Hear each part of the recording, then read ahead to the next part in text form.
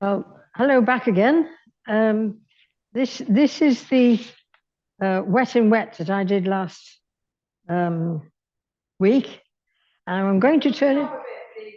Pardon?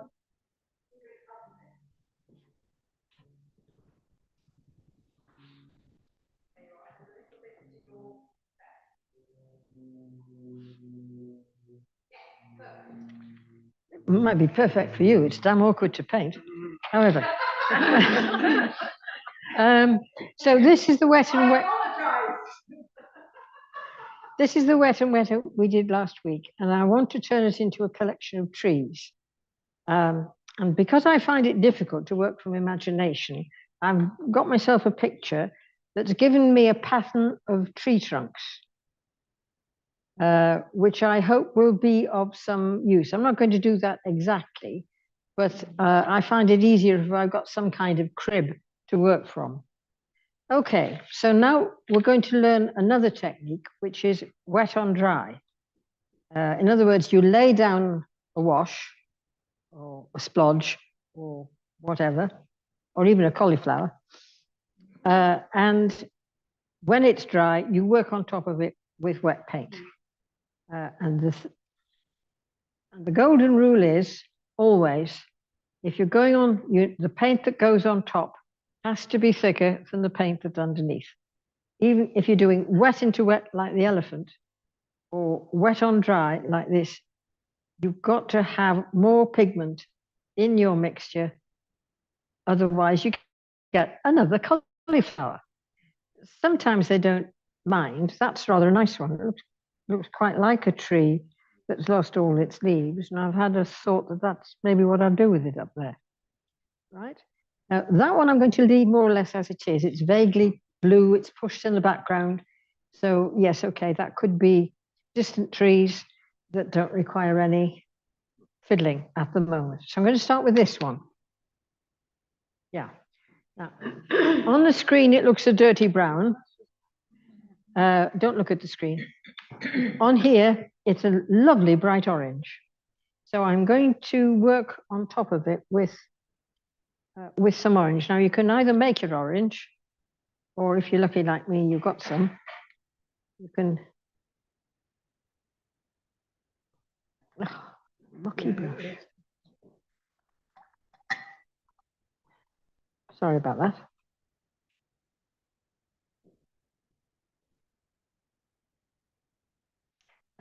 Never wash your paints if they're dirty. Put a bit of water on and blot them to get rid of the muck. If you wash them, you lose half your pigment, you know, and it's not tuck and tape that you're spending.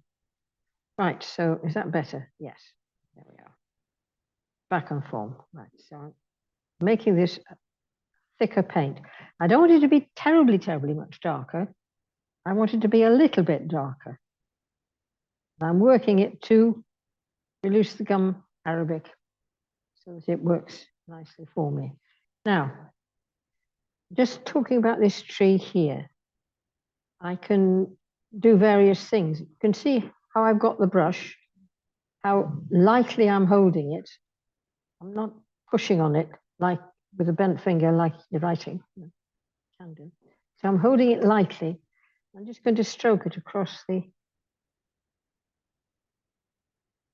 There's a lot of water in there. Mix them out.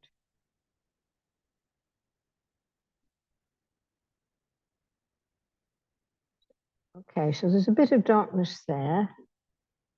And we leave this bit here. That's a bit of light, because branches do that, don't they? They have light in various places. So I'll pull that down.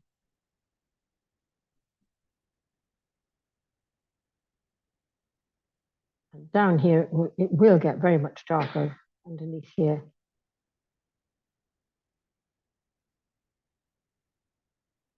That's better. I'm going to cover that. Pity that, isn't it? There we are. You can see how it's just catching the top of the... Just catching the top of the... It's all right. It's just breaking the surface a little bit, so you can still see what's underneath, but this that's on top is fragmented. Okay, and Right, okay, so let's go in to make that a little bit darker. So I'm going to add some burnt sienna. There's burnt, oh, it is clean. I'm sure it's clean.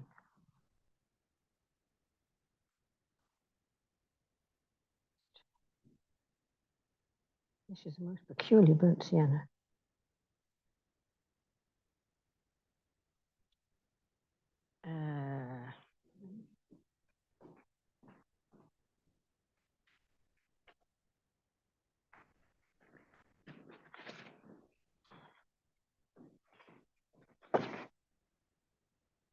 Yes, something rotten in the state of Denmark here. That's an unusual saying. I got it from a friend.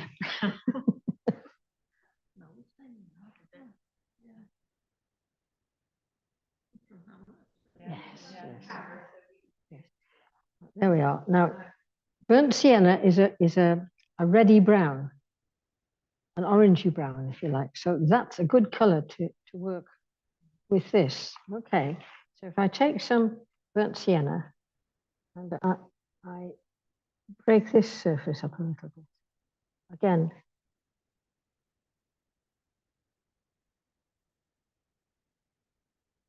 and here, where it meets the light, it will be very much darker. And again, this is going to be darker under here.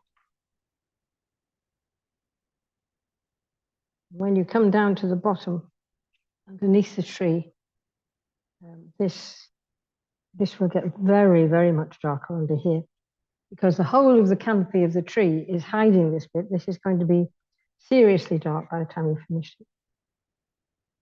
And just flick a little bit across that to break it up a little bit. Okay. Now I can go even darker. I can take the ultramarine, the sienna.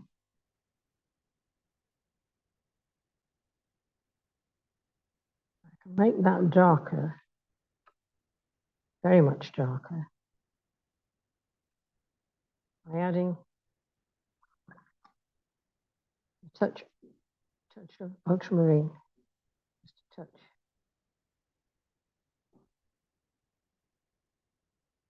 That is darker. If I put it in here,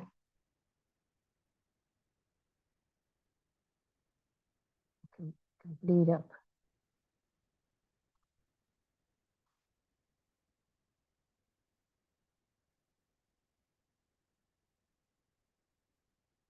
That's a patch of light, and underneath here, all along here, it's going to be really dark.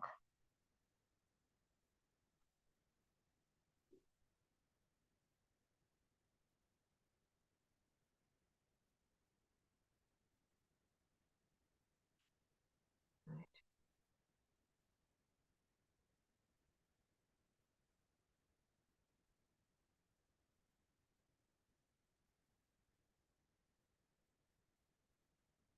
You get dark bits all over the tree, the main dark bit.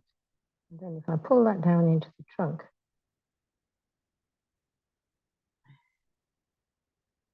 come on.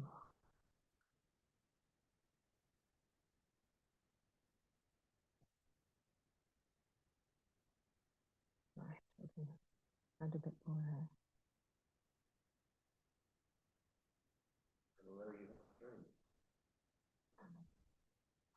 Now, you put the old branch up there. Now you've got it dark. The old branch coming through in places. Now, this is looking a bit stark at the moment because what's behind it is so light. So we don't have to be very careful, and then we can pull off the roots as we want them. He's sitting. Right, he's a bit of a cauliflower, but we won't worry about that. So by using the paint lightly on top of that area, it becomes a little bit more tree-like. Then you can, if you wish,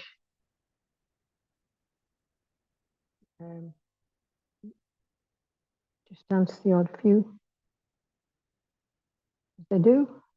Yeah, that's what happens to trees, isn't it? You get the odd one that comes out a little bit further than everything else. Maybe we could certainly do with something a lot darker down here. More ultramarine. That's just a neat ultramarine. And I've put it down one side of the tree. And I'm putting it on various parts of these, leaving that side light there. Just be dark here. And then we can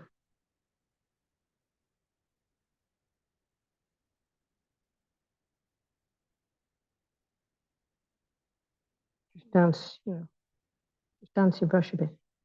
If you break it, it looks like the leaves are coming across, that kind of thing. Right, now, if we move to the next one, this one here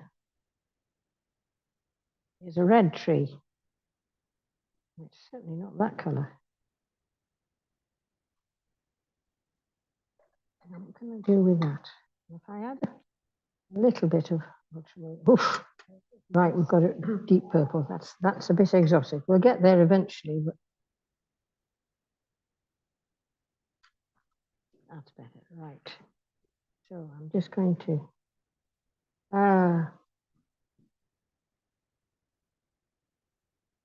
still too much.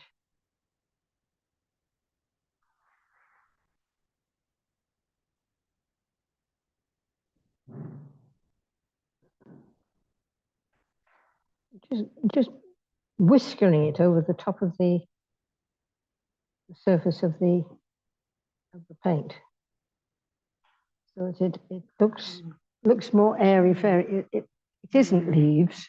It just looks like the light catching various places. And okay, accidentally I've darkened that side of the tree, so I'll carry on with that. That's a good idea. So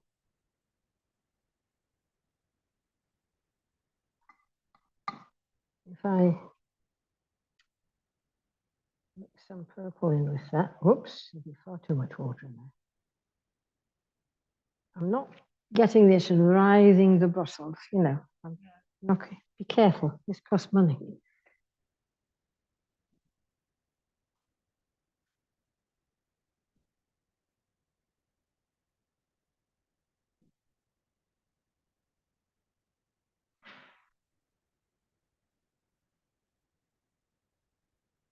It's got a silvery grey trunk here.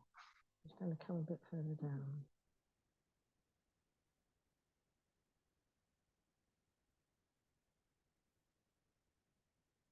Just a little bit more down that side. I might put some light on that side later.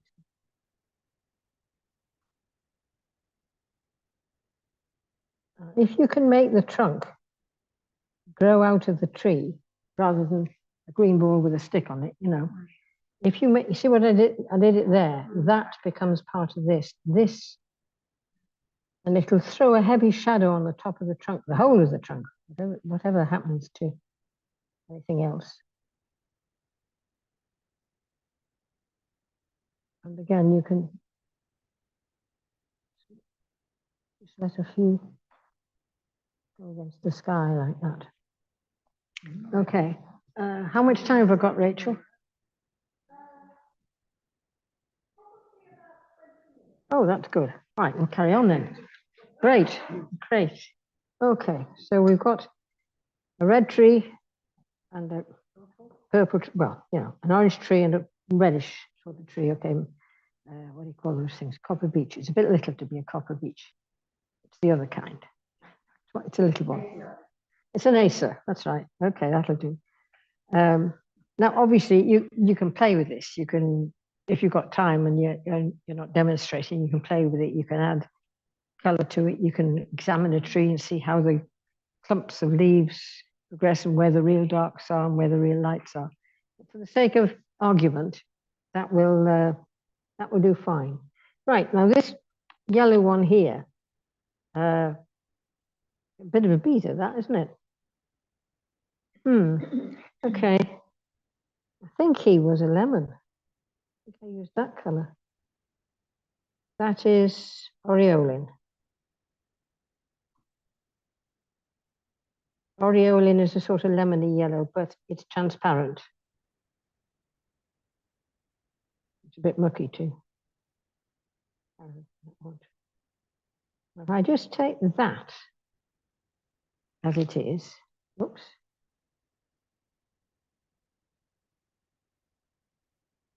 Let's see what happens here.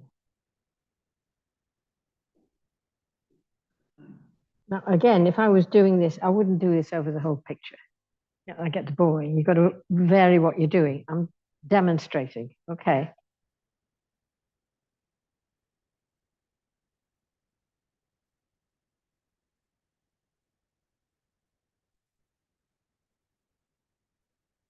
That whiskeriness just looks like leaves are, you know.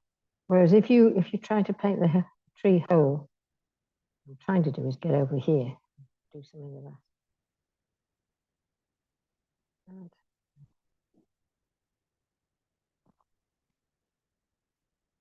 right, so I want to make that a bit darker. How do I make lemon darker? Touch of well, yes, and the blue I'm using at the moment is ultramarine. When I first started painting, I was terrified of Prussian blue. It is so strong, it knocks everything out. And ultramarine is altogether kinder. But again, I don't want that much Prussian blue in there. I want just a little bit of that. Oh, that's better. Right, so we've got it darker now. A little bit darker. This is grading it, if you like.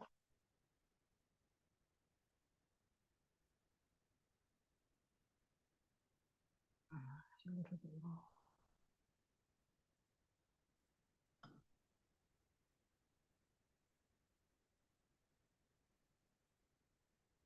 Right, another little bit. It's darker still. Now, this is a little bit wet in wet because the paint underneath is wet and you can see it spreading, isn't it? And yet where it goes across the dry paint, you have less of a battle with it. I introduce real blue into that.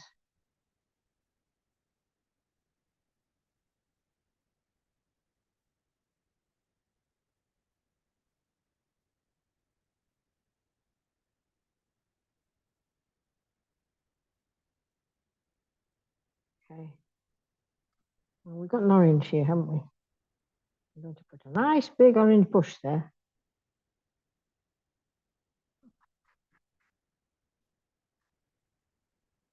Just for the sake of putting orange bushes in here. Okay.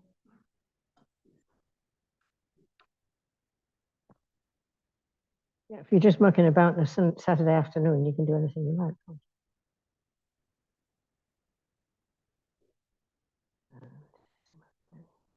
Down here, it's really dark. Really dark.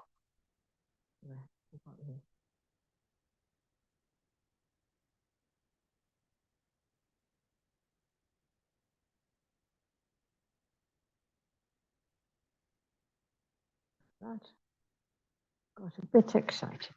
So what we do is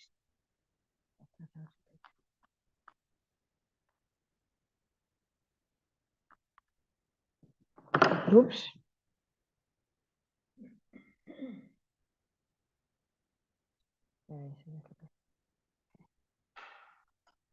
Now, if I have another purple tree here, God forgive me.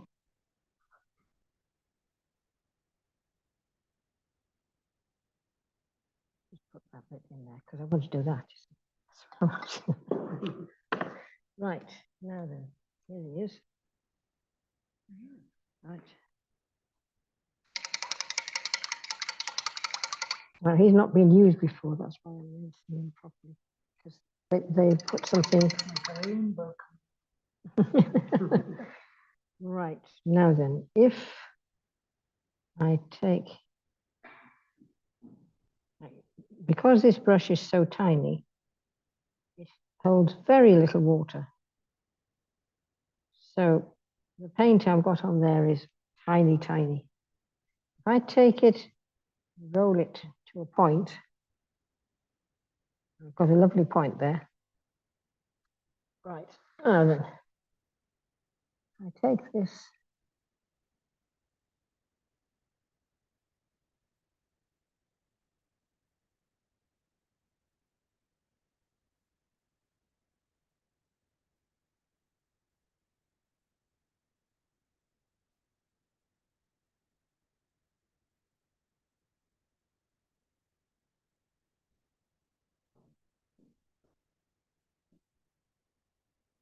Sorry.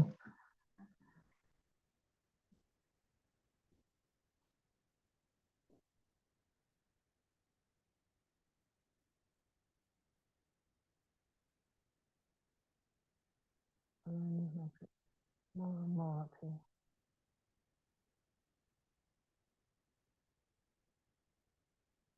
It's a nice little tree, isn't it?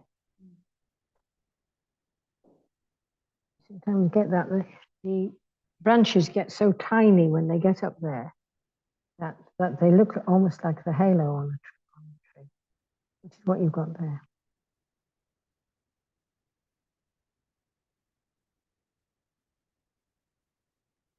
So that sort of works, doesn't it? We've lost the whole picture, have we? That's a little bit better. Yeah. So it's the technique I want you to be interested in, rather than anything else. But when you're doing this, take a note of things that are interesting. For instance, how that glows against that. It really shines, doesn't it? Okay, now that's the white paper shining through the very thin glaze. Because I've got a strong contrast next to it, it really throws up the brightness of that piece there. If I, where am I? If I take this bush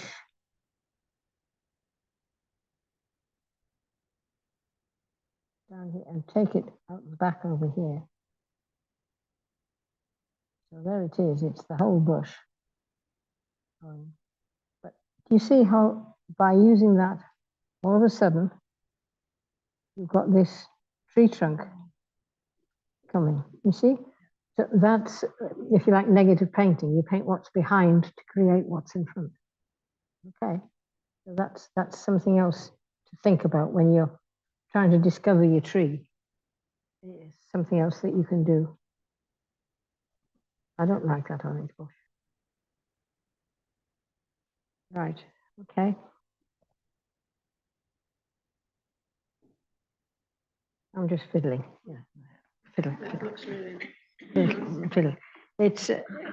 It's nothing like a proper painting, but as a demonstration of a technique, I think it helps you. It's good to see you using different brush strokes. Yeah, well, that's the basic idea. And it's the way you hold the brush and how much contact the brush has with the paper that will deliver the paint. If you want a lot of paint out, press just a little bit harder. The beauty of these is that they've got a spring in them, so when you lift your hand, it springs up again. So your pressure is making a difference.